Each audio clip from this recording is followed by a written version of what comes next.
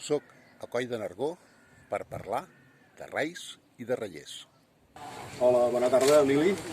Emili, no? Emili Molins, d'aquí dels Reyers de Coll de Nargó, no? Sí. No sé si ets president o ets membre de Junta o ets... Vaig ser president, ara soc membre de Junta i sempre col·laboraré. Ah, així m'agrada. Escolta'm, males notícies, no, aquest 2021? Molt... Bé, males tampoc, perquè almenys ho podrem o intentarem fer-ho la setmana vinent, però el dia nostre, que era sempre el segon cap de setmana d'agost, doncs malauradament per les circumstàncies de la calor, del Covid i del perill d'incendis, vam fer les consultes pertinents amb el Procicat i amb el Rural i bueno, tot i que ells em deien que era cosa nostra, vam pensar que era un risc fer-ho. I vam decidir, ens ha costat molt de sot, però vam decidir deixar-ho per la setmana vinent. És una opció, esperem que aquesta onada de calor baixi una miqueta, perquè si no, normalment estem com uns 40 graus de temperatura en aquests moments. Clar, és que a part del tema del risc i tot, és que les persones que puguin venir a veure a les 12 del migdia, encara que estiguem a tocar riu, pobrets, ho patirien.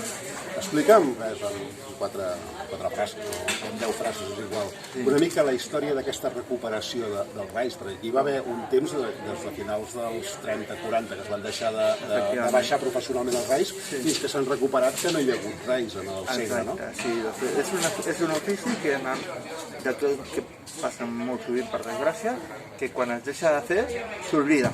I va quedar absolutament oblidat. Ningú se'n recordava el que eren els Reis, ni els Reyers, ni res. El fet de baixar la fusta de les muntanyes a llocs on hi havia el Serraler, a Balaguer, a Lleida o a Tortosa i Calia, doncs es feia a través de camions i òbviament per les carreteres, que és més o menys cantusit, 29, 30 i tal, i es va deixar i es va oblidar. Cap a l'any 80 i alguna cosa, 79, 80, els padrins que encara vivien, que eren Reyers, que havien estat Reyers, van dir, no, som Reis, va, van arreplegar 4 blocs i es van posar a fer Reis. Van fer un Rei, van fer la baixada i allò va ser la llavor per començar a generar un altre cop l'associació de Reyers, a generar l'associació de Reyers i un altre cop les baixades. Clar, nosaltres és honorífic, en recorda i ho fem un dia a l'any. Sentim de fons uns cops que estan treballant els companys. Aquest senyor està estovant les rebortes, perquè així serà més senzill de poder lligar les bigues. Estovar les rebortes, no? Bedoll, branques de bedoll, que nosaltres el que fem no és una tècnica massa correcta, però per anar ràpid el que fem és masegar-les amb aquesta massa, de manera que trenques el nervi i a l'hora de retorçar-les és possible. La tècnica correcta és clavar la punta amb un forat a una biga i anar recargolant, perquè hi ha dues maneres de cargolar. Sobre si mateix, que queda aspecte d'una corda, i després si continues, ell mateix fa el nus, que ja et guia a com ha de quedar enganxat.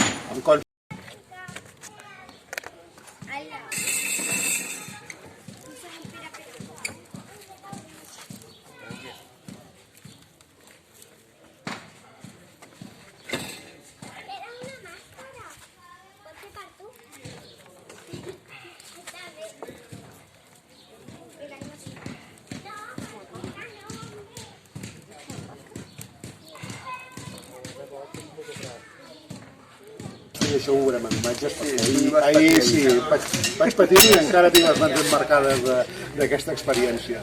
Una altra cosa, avui que es parla tant estem parlant dels incendis i de com està tota la situació de Catalunya, un dels problemes principals que hi ha, a banda evidentment del canvi climàtic, les altes temperatures, la baixa humitat i què més? I el vent, que per sort no n'hi ha gaire en aquests moments, és que no hi ha un aprofitament de la fusta, és a dir, no hi ha gestió forestal com hi havia hagut antigament. Antigament la gent feia servir la fusta per encendre les llars de casa, per cuinar, etc. I a més, tota aquesta fusta tirava avall. Com eren aquestes muntanyes que ara són plenes de patat, d'arbres, fa 100 anys? Molts anys enrere això eren boscos frondosos impressionants. Quan va començar la tala d'arbres per fins, sobretot bèl·lic, perquè aquí a l'Inyà tenim de fet no és una placa, és una roca on hi ha gravat una inscripció que diu que d'aquestes muntanyes es va deixar fusta per l'Armada Espanyola. Clar, això vol dir que d'aquí anaven fins a Tortosa, de Tortosa a Cartagena i posteriorment a les drassanes de Barcelona, però principalment la de Cartagena.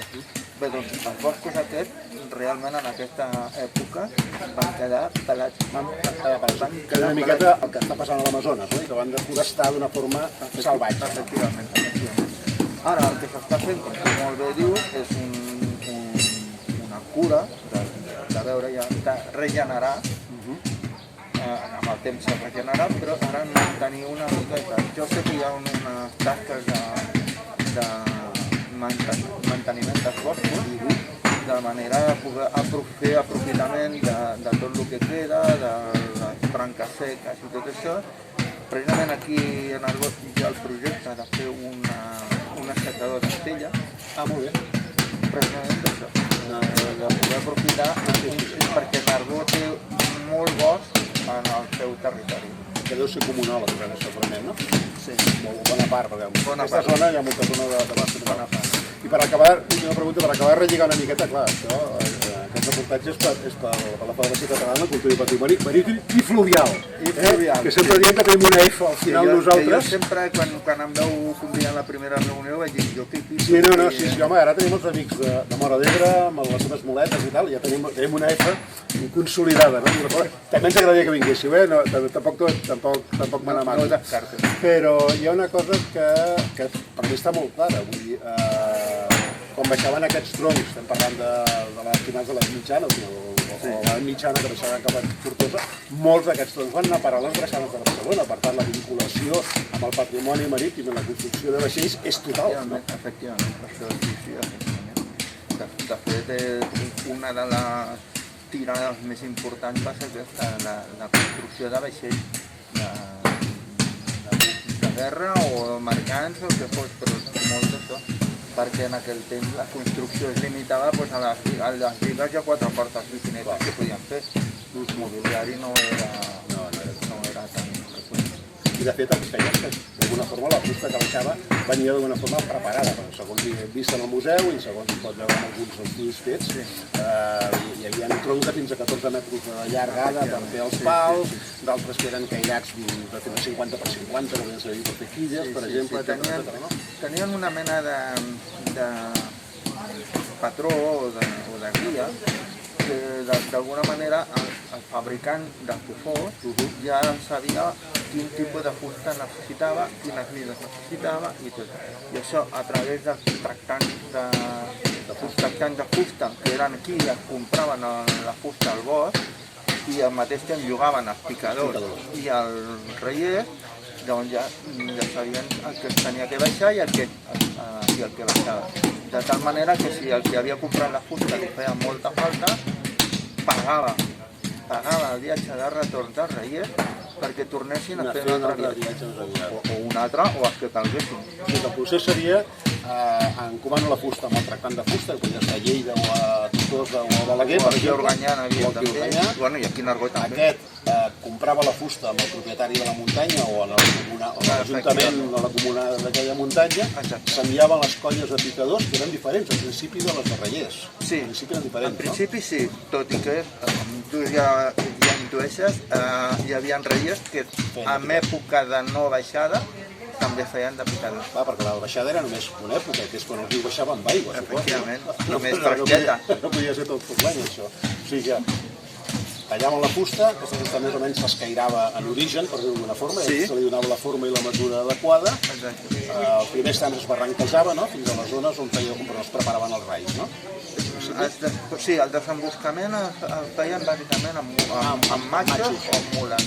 Que els baixaven arrastrant per camins de terra, òbviament, no hi havia res més, i els deixaven reposar gairebé d'un any a l'altre a la vora del riu. Els enramats, no? Exacte. Les enramades. I allà és on feien l'enraiada, pròpiament dit.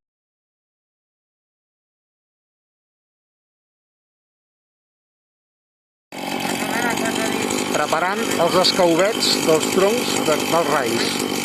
Això es fa per facilitar la navegació del rai dintre del riu.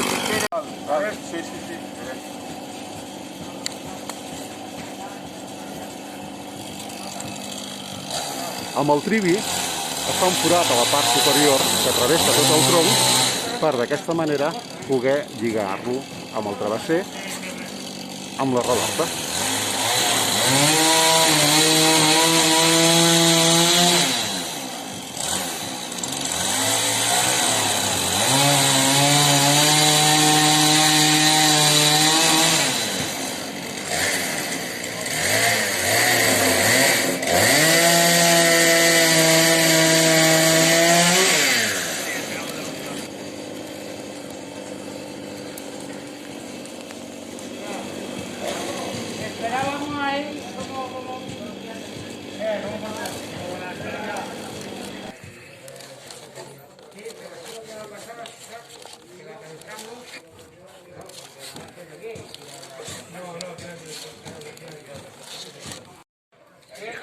Amb la cullera s'acaba de repassar el forat perquè així és més fàcil passar-hi les redortes. Això és un feix de redortes. Aquest concretament el van anar a recollir una setmana abans de la baixada dels Reis, el dissabte dia 9. És el primer dia de trobada de tots els reiers que comencen la feina que dura tota la setmana aquí, a la plaça de l'Ajuntament de Coll de Nargó. Així és com es lliguen les redortes. Són les branques que es fan servir per fermar les bigues, els troncs que baixen pel riu, amb el travesser, que les aguanta i les manté juntes, creant la plataforma que serveix als reiers per poder navegar a través del riu. En principio no se puede. Ja està, ja. Pots continuar. En principio no se puede, pero se ve que quieren hablar con el alcalde. Ara, que no te va a faltar! Aquesta sí que serà Aviam, aquesta que No, tienes que meterle por aquí, ahí, para agarrar esto. se n'ha de picar alguna o...? Pepo, Se n'ha de picar alguna? espera, a ver. No, aquesta és l'última. Pepo, ¿piquem més o què de redortes? Jo, si estan picades com aquestes, us lligo el que vulgueu. Pues iremos a picar nosotros, venga. Si no, vaig a picar jo ara. És a dir, No, per jo. això no hi ha problema. No. Però jo us ho dic perquè... Ya. Vamos a picar nosotros. Espera. ¡Calla!